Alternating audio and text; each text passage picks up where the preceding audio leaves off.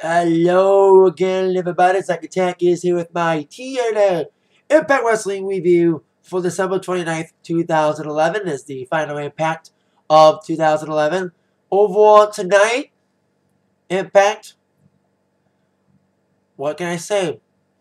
Hit miss, but I'm surprised by it tonight.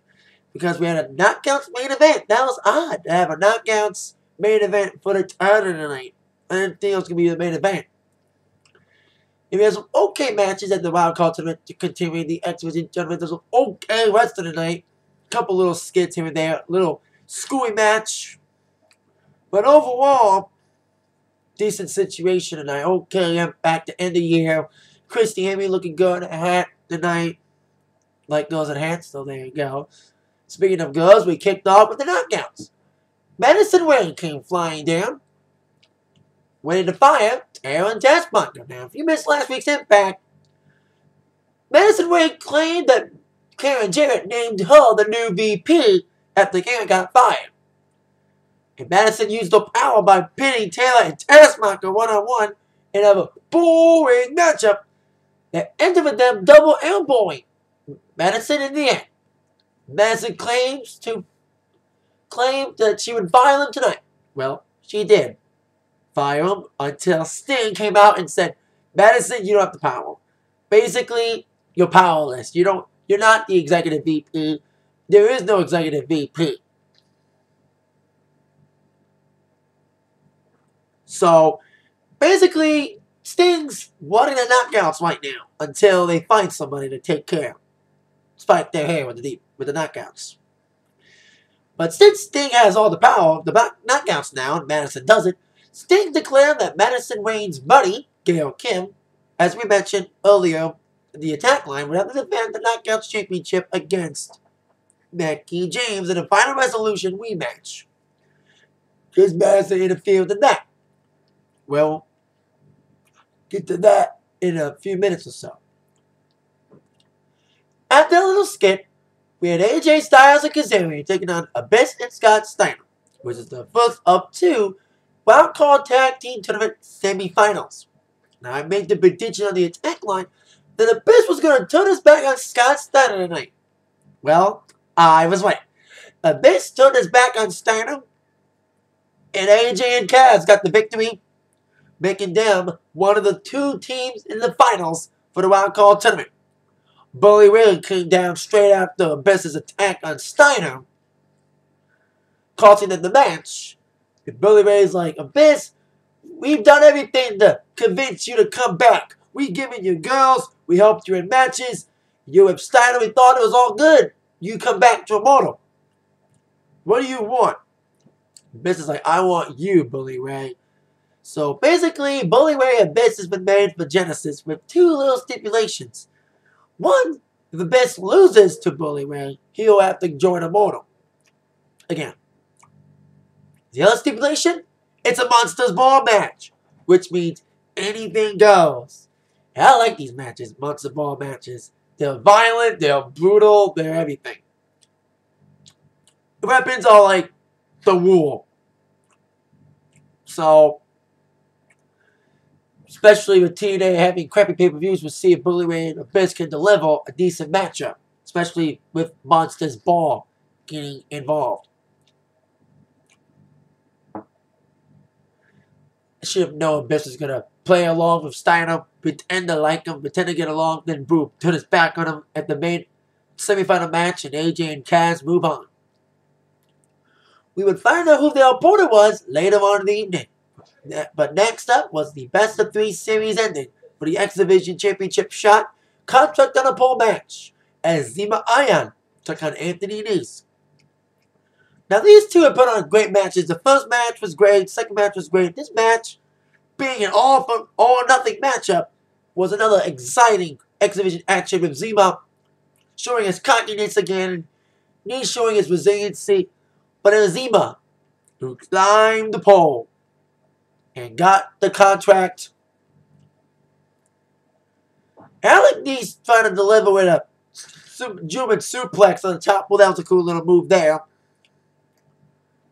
But Zema got a hold of him, and because Zema got the contract, that means Zema will join Austin Aries, Jesse Sorensen, and Kid Cash in a fatal four-way for the TNA X Division Championship at Genesis on January the 8th. That should be a great fatal four-way. Great X Division action at Genesis. Hopefully, they deliver. Next up, well, for every TNA Impact or Raw, you gotta have a squash. Why you ever have like a 2-second, 20-second, or minute squash? Basically, is what this match was. This next match, which was Douglas Williams taking on Gunner, who's been on a trail of knocking people out and sending them to the hospital, where the trend continued again tonight.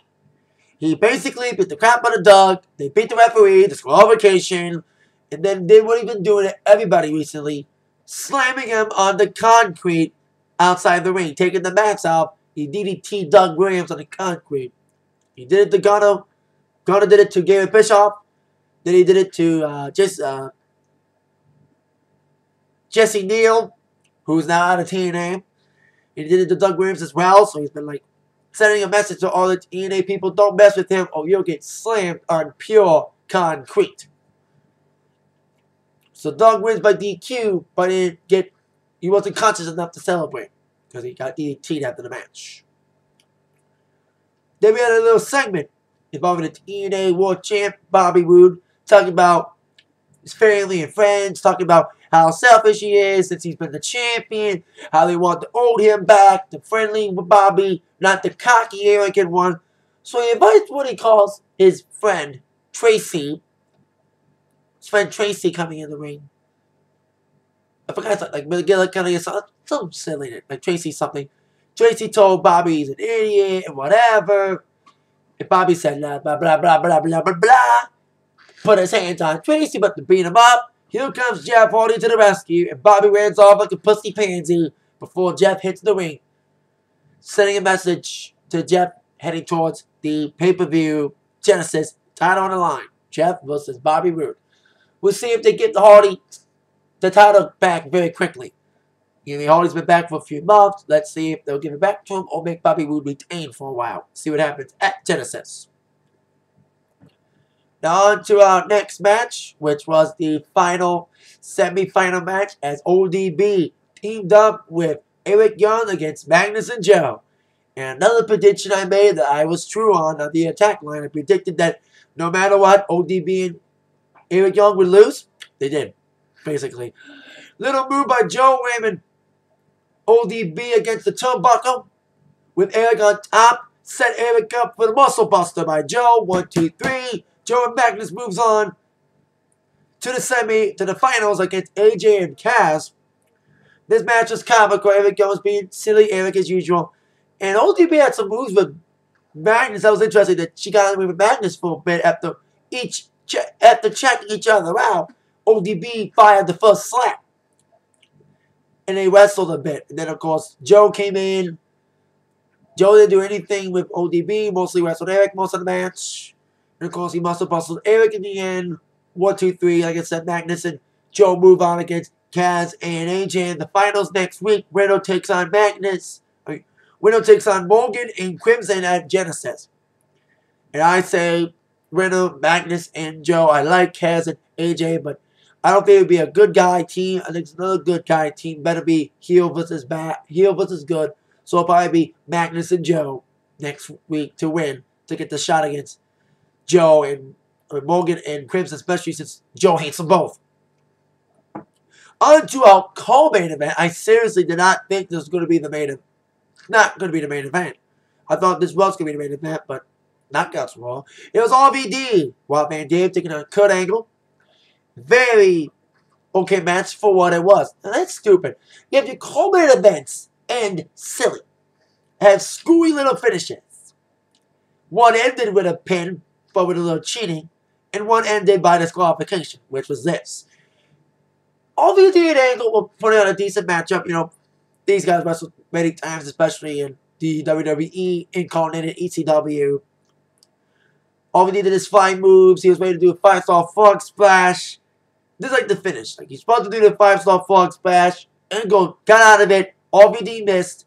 And Angle had the Angle lock locked in. And RVD was ready to tap out. However, from the crowd, here comes James Storm coming in. kicked Kurt Angle, causing Angle to win by disqualification. With Storm coming in and kicking Angle, sending a message to Angle after Angle coming into Tennessee last week, kicking all those guys in the ball. Storm kicked his ass back, declaring he's ready for Genesis. They have a match at Genesis, so we'll see what happens at that match. And Sting made this match between RVD and Kurt Angle. It's interesting with RVD not knowing what he's doing right now. You know what I mean? Especially with his feud with Daniels apparently done after last week's semifinal match with him teaming up with Daniels in the tag team tournament, which ended with Daniels getting pinned by Kaz after RVD kicked him. So, see what happens with RVD down the road. Kurt Angle's with a feud with Storm. So, we'll see what happens with Storm and Angle at the pay-per-view. Now, I can't believe I'm saying this. I think everybody tonight was stunned when they heard these words. Main event of TNA Impact Knockouts Championship on the line. Mickie James against Gail Kim.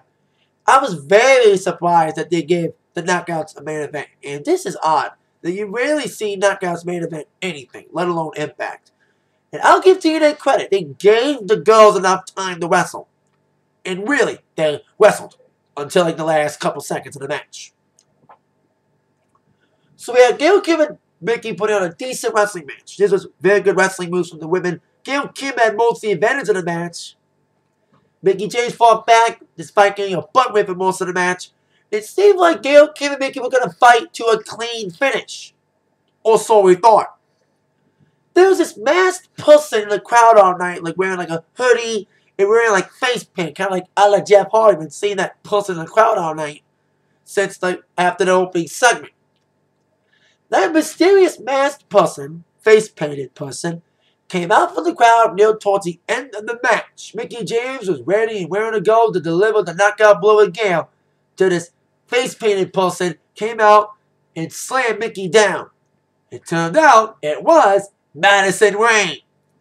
Despite Sting's warnings, Madison interfered. 1, 2, 3. Gail Kim retained the TNA Championship, Knockouts Championship, thanks once again to Madison Rayne. That's stupid. Have your co-main event and your main event end with a disqualification with James Storm coming in and interfering in the Angle RVD match, and Gail Kim and Mickie ending with Madison Rayne coming in, face painted, and interfering in the match and costing Mickie James the championship again. We'll see what Sting does to Madison and Gail next week.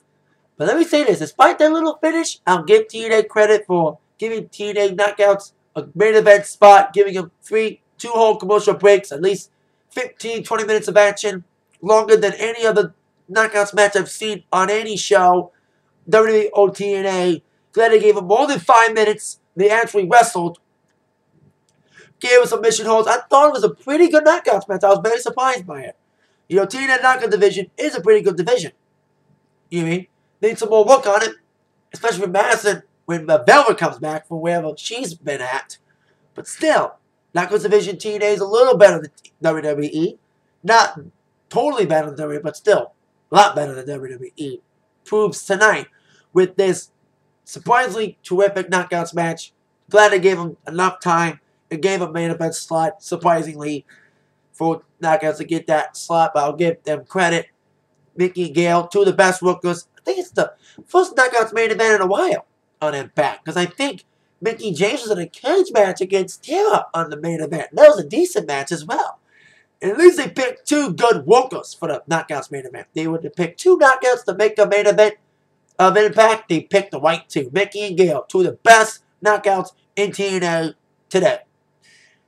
And that's it for my review of Impact Wrestling, last one of the year. I'll see you all later. With that in mind, but attacked by the review from Zach. Comment below. What do you guys think? Surprised Knockouts got the main event? You happy that they got a shot? Do you think they should have more main event slots? Comment below your thoughts. And thank you very much again. Decent Impact tonight. TNA, hit or miss. Kind of a hit tonight. Last one of the year. See you later. Oh yeah.